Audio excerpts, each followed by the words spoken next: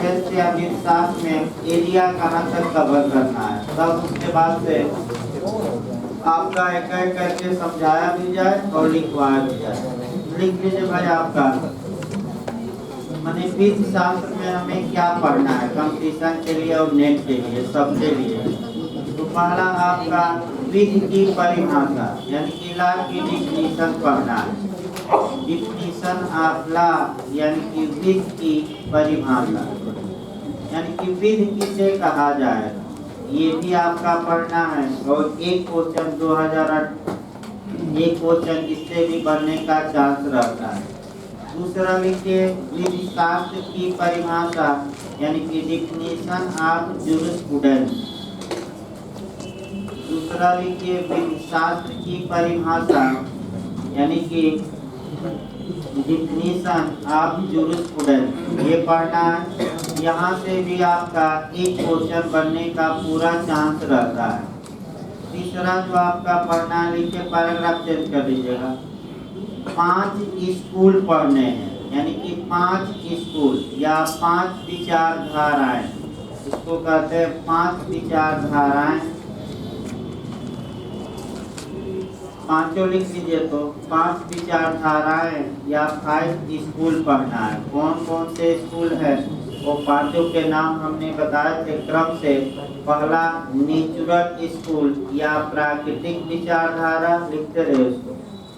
पहला कौन सा स्कूल पढ़ना है प्राकृतिक विचारधारा या नेचुरल स्कूल। दूसरा हिस्टोरिकल स्कूल यानी कि ऐतिहासिक विचारधारा, ऐतिहासिक विचारधारा या हिस्टोरिकल स्कूल।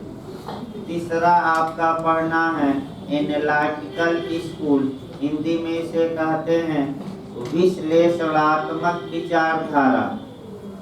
एनालिटिकल स्कूल यानी कि विश्लेषणात्मक विचारधारा। इसके बाद आपका चौथा जो स्कूल पढ़ना है वह आपका सोशलिस्ट स्कूल यानी कि समाजशास्त्रीय विचारधारा। अगला लिखिए समाजशास्त्रीय विचारधारा। और पांचवा कल बताया गया था, पूछा भी गया था पिछली बार, न्यायाधीशों द्वारा उत्पन्न विधि कौन है, कौन विचारधारा कौन है। यथार्थवादी यानी कि रियलिस्ट। लिखते पांचवा यथार्थवादी विचारधारा, इंग्लिश में से रियलिस्ट थ्योरी कहते हैं। रियलिस्ट यथार्थवादी विचारधारा या रियलिस्ट थ्योरी, ये 5 विचारधारा, इसी में समय लगता है। इसके बाद हेडिंग डालिए जो पढ़ना है सोर्सेज ऑफ लॉ। यहाँ से भी 2 या 3 क्वेश्चन आपको मिलेंगे। सोर्सेज ऑफ लॉ यानी कि विधि के स्रोत।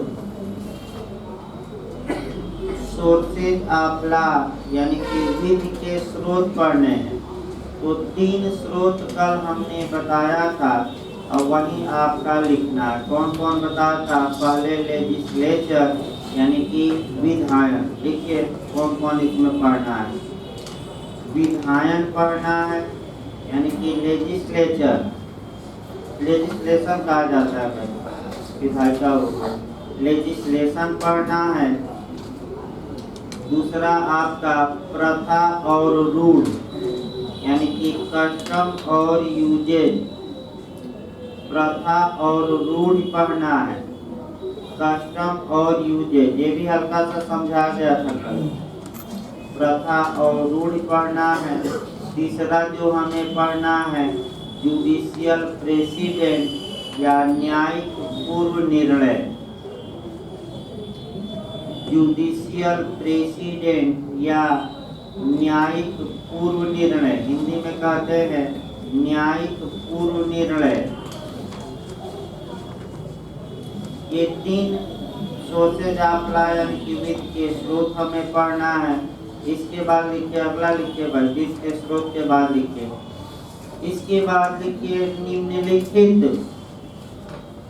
निम्नलिखित कंसेप्ट यानी कि संकल्पनाएं। निम्नलिखित संकल्पनाएं, यानी कि कुछ कॉन्सेप्ट पढ़ना है। निम्नलिखित विधिक संकल्पनाएं लिखिएगा, इसको लीगल जोड़ लीजिए। निम्नलिखित लीगल कॉन्सेप्ट या विधिक संकल्पनाएं। अब विधिक संकल्पना कौन कौन है ये आपका जो पढ़ना है लिखिए। पहला लिखिए भाई, पहला एडमिनिस्ट्रेशन ऑफ जस्टिस, यानी कि न्याय प्रशासन।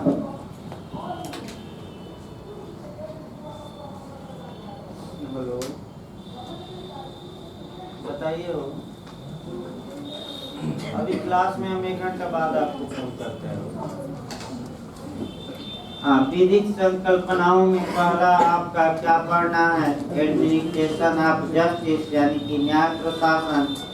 इसी में आपका दंड का सिद्धांत आ जाएगा, माने प्रिंसिपल ऑफ पनिशमेंट, अलग से नहीं लिखना है। अगला लिखिए। इसके बाद आपका पढ़ना है राइट और ड्यूटी, यानी कि अधिकार और कर्तव्य। एक ही में लिख दीजिएगा, अधिकार और कर्तव्य पढ़ना है, राइट एंड ड्यूटी। इसके बाद आपका ओनरशिप और पोजेशन, यानी कि स्वामित्व और कब्जा पढ़ना है। स्वामित्व अलग है, कब्जा अलग है, एक ही में लिखवा दिया जा रहा है। स्वामित्व और कब्जा, यानी कि ओनरशिप एंड पोजेशन, ये पढ़ना है। फिर आपका जो पढ़ना है लीगल पर्सनालिटी या विधिक व्यक्तित्व। विधिक व्यक्तित्व, यानी कि लीगल पर्सनालिटी पढ़ना है। और अंतिम चैप्टर है लाइबिलिटी, यानी कि दायित्व। विधिक व्यक्तित्व के बाद आपका जो पढ़ना है लाइबिलिटी, यानी कि दायित्व। आइए अब जो स्टूडेंट शुरू किया जाए। आपका सामान्य बातें पहले चलती हैं। अभी आपका 1 दिन कम से कम सामान्य बातों में लगेगा, तब आपका चैप्टर शुरू हो पाएगा। देखिए, सामान्य बातें जो पढ़ी जाती हैं, आपका पढ़ाया भी गया था, उसको अब लिखवा दिया जाए आपका कि जूरिस्प्रूडेंस का मतलब क्या हुआ। और आपका लिखिए भाई, पैराग्राफ चेंज करके अब शुरू करिए। पढ़ाया गया ये लिखवा दिया जाए, तब आगे पढ़ाया जाए। लिखिए जूरिस्प्रूडेंस, हिंदी में भी शास्त्र कहते हैं भाई। जो लोग मैंने न जानते हैं उनको बता दिया जाए कि इसमें सेक्शन नहीं है, इसमें कुछ प्रिंसिपल और लॉ क्या होता है, लॉ कहाँ से आया, और कुछ लीगल कंसेप्ट पढ़े। तो जूरिस्प्रूडेंस के बारे में शुरुआत अब किया जाए। लिखिए जूरिस्प्रूडेंस शब्द की उत्पत्ति। जूरिस्प्रूडेंस शब्द की उत्पत्ति लैटिन शब्द जूरिस्प्रूडेंसिया से हुई है। जूरिस्प्रूडेंस शब्द की उत्पत्ति लैटिन शब्द जूरिस्प्रूडेंसिया से हुई है। जूरिस्प्रूडेंसिया से हुई है, जो 2 शब्दों के मेल से बना है। जो 2 शब्दों के मेल से बना है।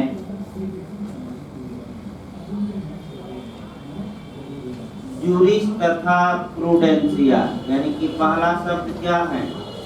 जूरिस, और दूसरा शब्द क्या है? प्रूडेंसिया। जूरिस तथा प्रूडेंसिया। लिखिए, जूरिस का अर्थ विधि होता है, मैंने ला उसको। जूरिस का अर्थ विधि होता है, यानी कि ला। जबकि प्रूडेंसिया का मतलब नॉलेज, यानी कि ज्ञान होता है। जबकि प्रूडेंसिया का मतलब नॉलेज या ज्ञान होता है, जानकारी। अर्थात वह शास्त्र जो हमें विधि का ज्ञान कराए। एकदम शाब्दिक अर्थ भी लिख लेना। अर्थात वह शास्त्र जो हमें विधि का ज्ञान कराए विधि शास्त्र कहलाता है।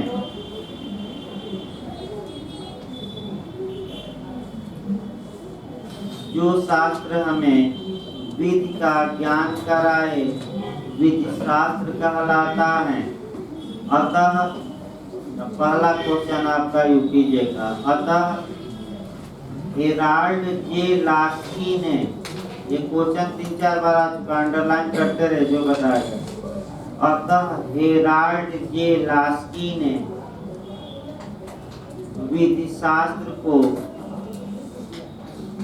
आइज आपला यानी कि विधि का नेत्र कहा है।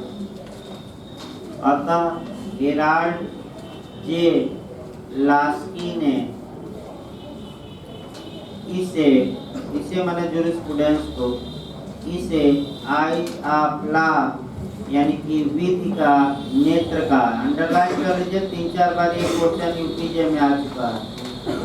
यूपीजे में 3-4 बार रिपीटेड क्वेश्चन है। पैराग्राफ चेंज करके लिखिए भाई। विधि की परिभाषा को लेकर विद्वानों में मतभेद है।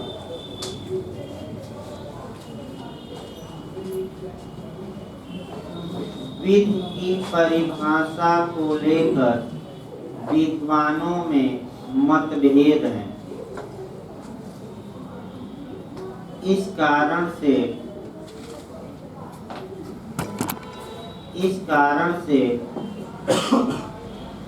5 विचारधाराएं यानी कि 5 स्कूल, इस कारण से 5 विचारधाराएं उत्पन्न हुई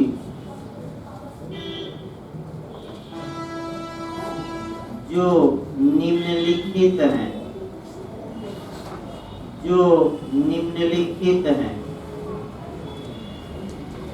यानी कि आपका 5 विचारधाराएं। अब एक चार्ट बना लेना। देखिए क्वेश्चन का मॉडल कैसे बनता है। ऐसे आप चार्ट बना लीजिए तो कॉपी पर, यहाँ आपका स्कूल या विचारधारा, इसको रट्टा मार कर जाना है विचारधारा। इसके बाद आपका उत्पत्ति किस देश में हुई, इस विचारधारा की उत्पत्ति किस देश में हुई, और इसके बाद जो पढ़ना है उसका प्रतिपादक यानी कि क्रिएटर करता या जन्मदाता कौन है, ये 3 एंगल पढ़ना है। यानी कि जो 5 विचारधाराएं हैं, यहाँ से एक क्वेश्चन लगभग निश्चित आता है और इसको हम बता भी देंगे, लेकिन एक क्वेश्चन बनने का चांस है। चार्ट बना लेना है। पहला आपका विचारधारा ऊपर लिखना है, फिर आपका उत्पत्ति किस देश में हुई और इसके प्रतिपादक या जनक या कौन आपका इनके जन्मदाता हैं, ये चार्ट रट कर जाना है कंपटीशन के लिए। पहला लिखिए भाई विचारधारा, कौन बताएगा इसकी पहला?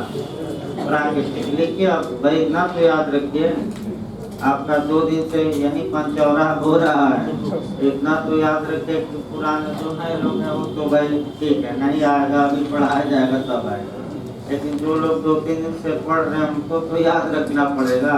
तो पहली विचारधारा या स्कूल कौन है? प्राकृतिक। इसको नैसर्गिक भी कहते हैं। लिखिए विचारधारा में लिखिए पहला प्राकृतिक विचारधारा, इसको रट्टा मारकर एकदम रट डालना है और कल से पूछा भी जाएगा, ये नहीं कि मौनी बाबा रही। देखिए पहली विचारधारा है नेचुरल स्कूल या प्राकृतिक विचारधारा, दूसरी भाषा में इसे कहते हैं नैसर्गिक विचारधारा। इंग्लिश में वही नाम है, नेचुरल स्कूल। अब ये आया कि प्राकृतिक विचारधारा की उत्पत्ति, ये पूछा जा चुका है यूपीजे में। जाकर पेपर आपसे सॉल्व करना भी शुरू कर दीजिए यूपीजे का। प्राकृतिक विचारधारा का जन्म कहाँ हुआ? 4 देश का नाम देगा तो लिखिए यूनान यानी कि ग्रीस में। इंग्लिश में ग्रीस भी लिख लीजिएगा भाई, ये हो सकता है ग्रीस देश में। यूनान आब्लिक ग्रीस, इंग्लिश नाम ग्रीस है। तो इस विचारधारा की उत्पत्ति कहाँ हुई पूछ लेगा तो आपका क्या बताएंगे, ग्रीस या यूनान। अब ये पूछा जाता है कि इस विचारधारा के जनक कौन थे, यानी कि इस विचारधारा के आपका प्रतिपादक कौन थे, जन्मदाता। तो लिखिए हेराक्लिट, हेराक्लिट, वन ऑफ हेराक्लिट, हेराक्लिट, हेराक्लिट थे भाई। और नाम याद करना पड़ेगा, उल्टा सीधा नाम आएगा, हेराक्लिट। दूसरी विचारधारा लिखिए भाई, दूसरी विचारधारा आपका ऐतिहासिक,